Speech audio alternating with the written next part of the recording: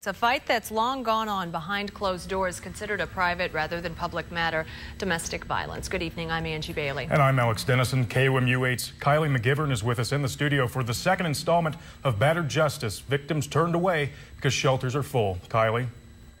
Alex and Angie, I spent the past several months looking into Missouri shelters' growing turnaway numbers. It's a story of those with nowhere to go, no doors to open. Domestic violence victims brutalized a second time by the battered economy. We want to warn you, the following audio may be disturbing.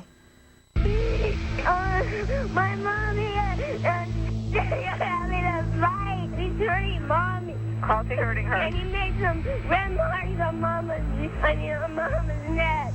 He did what? Oh my God! What's the matter? Something happened! Mommy! For every person able to stay in safety at a Missouri domestic violence shelter in 2010, 2 were turned away because shelters were full. Yeah, my husband just threw me down and spit in my face. He just tried to choke me. Are you at 894 Twin Sister Road? It is a type of crime that has more serious consequences. Was there ever a moment that you were in fear of your life during all of this? Yes. Yeah.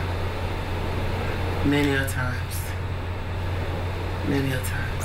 For thousands of Missourians suffering unimaginable abuse, some are coming out from behind closed doors, only to face others.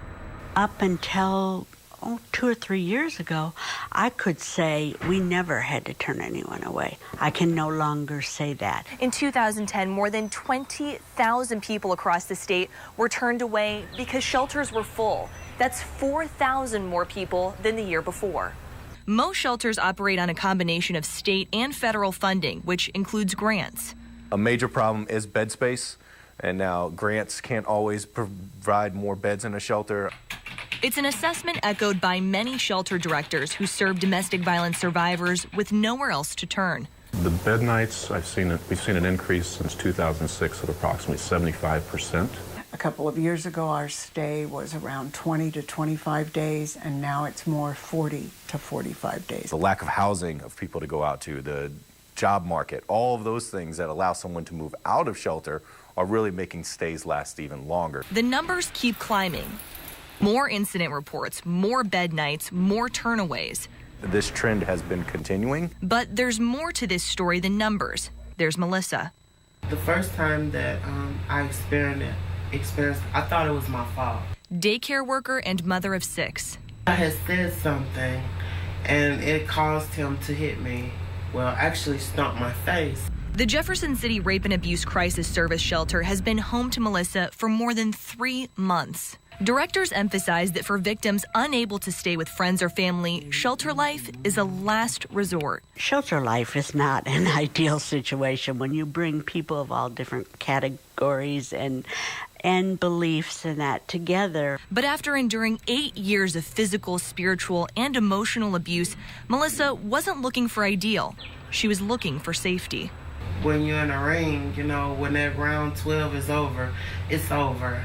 But with emotional abuse, things come out the mouth and it sticks longer. Looking for a way to catch the nightmares, to dry away her tears. Now I feel hopeful. Melissa says she found hope in the safe haven of a shelter, one that helped her reunite with her children, find a job, and rebuild self-esteem. I feel like I got a lot more pride. I feel a little more courageous. I feel a lot more.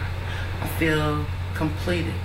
Yeah. Melissa may feel courageous. She has a space, but many shelter directors' hopes are waning in the face of a recession that continues to squeeze funding.